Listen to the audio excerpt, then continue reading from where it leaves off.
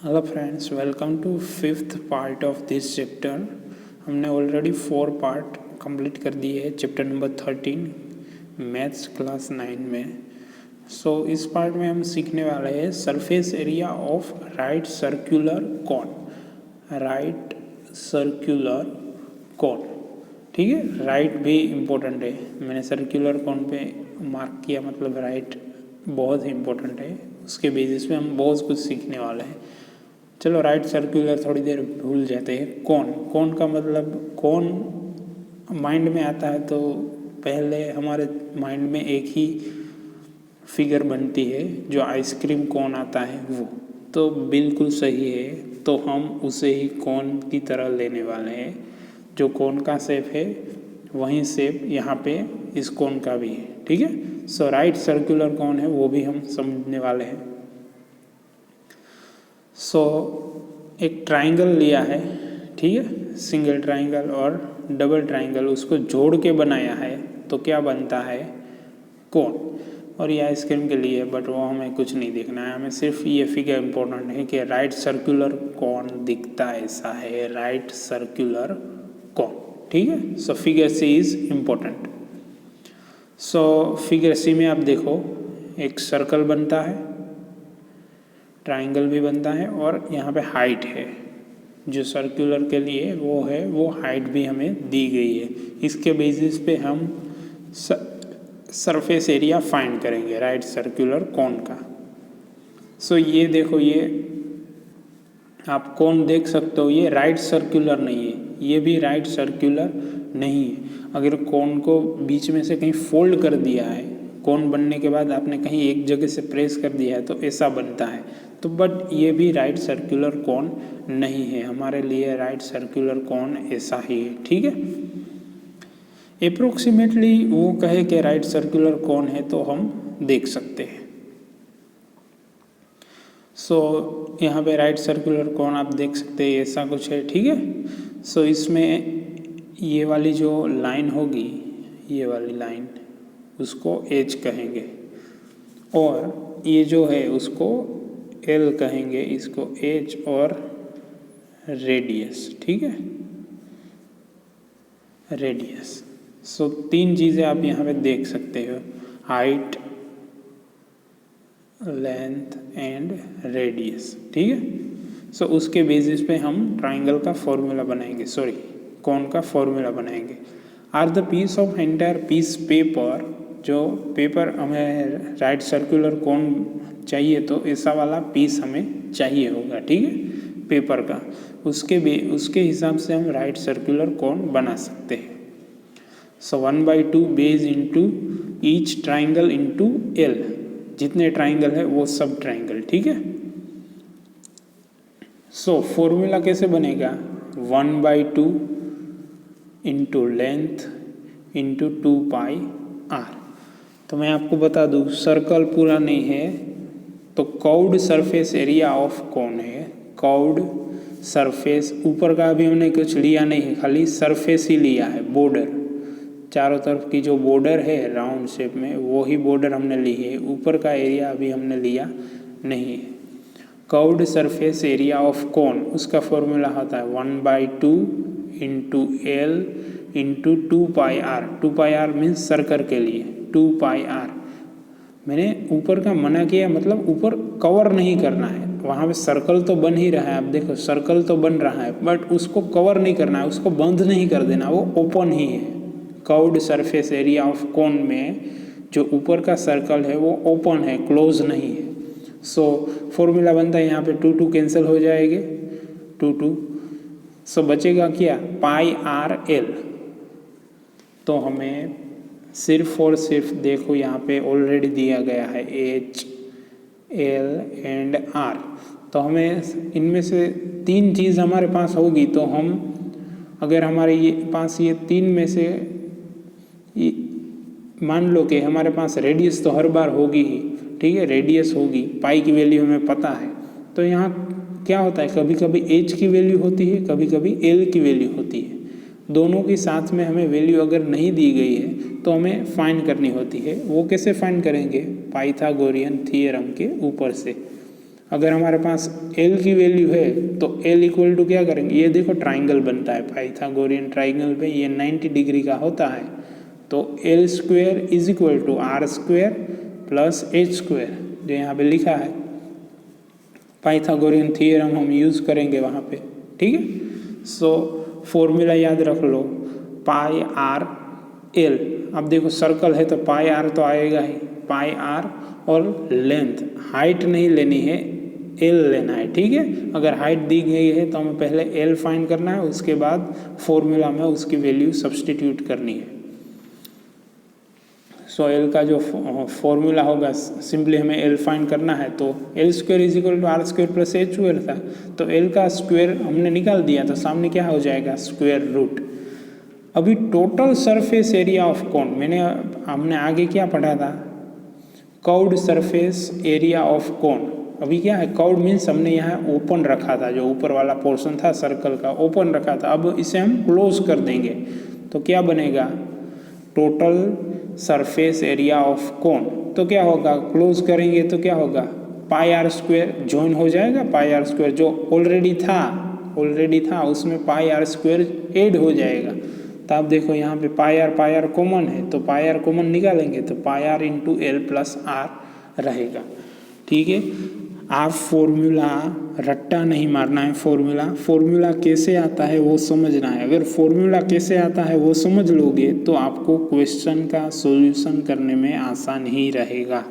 अगर आप line to line text book पढ़ते हो तो आपको सब कुछ आ जाएगा, एवरीथिंग इज पॉसिबल अंडरस्टैंडेबल, आप सब कुछ समझ पाओगे। बट जैसे ही पूरा चैप्टर ख़त्म होने के बाद कोई भी एक क्वेश्चन आपके सामने आएगा तो उसका सॉल्यूशन में कौन सा फॉर्मूला यूज़ करना है वो आपको नहीं आता होगा, क्योंकि आप स्टेप बाय स्टेप चले हो, आपको फॉर्मूला सब पता है, बट कौन सा फॉर्मूला यूज़ करना है वो नहीं पता है, तो क्या करोगे, ठीक है।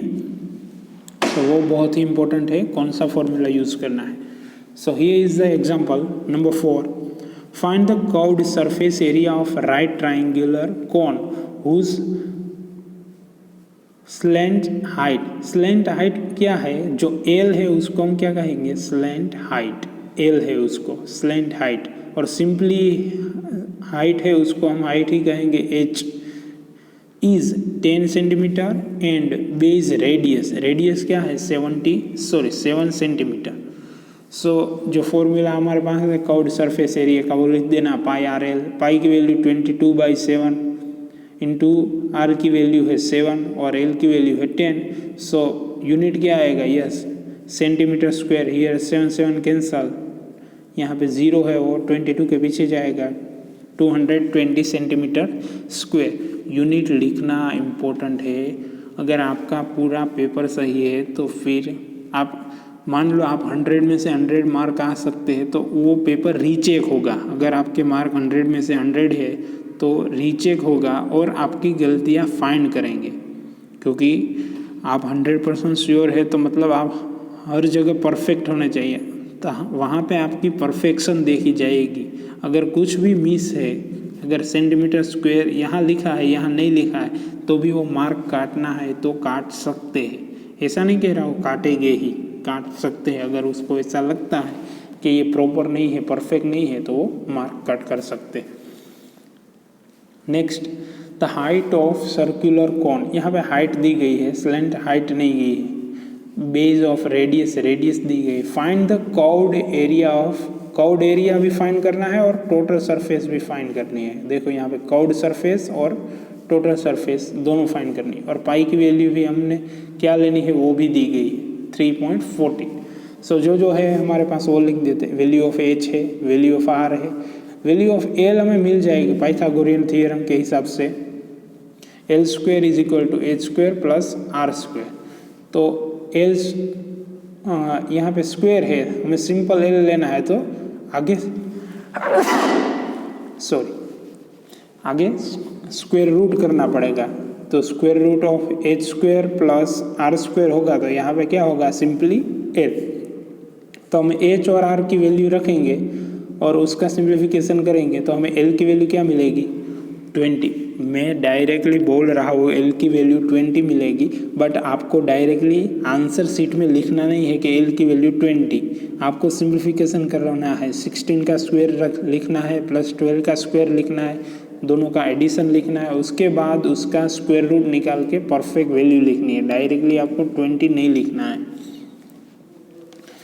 Then next curved surface area, जो हमें पहला फाइंड करना है, curved surface area pi R L, जो हमें फॉर्मूला ऑलरेडी पता है पाई आर एल। तो पाई की वैल्यू लिखेंगे, आर की वैल्यू लिखेंगे और एल की वैल्यू लिखेंगे। यहाँ पे हमने लिख दी है और उसका सिंप्लीफिकेशन करेंगे तो हमें आंसर मिल जाएगा। यूनिट नहीं भूलना है।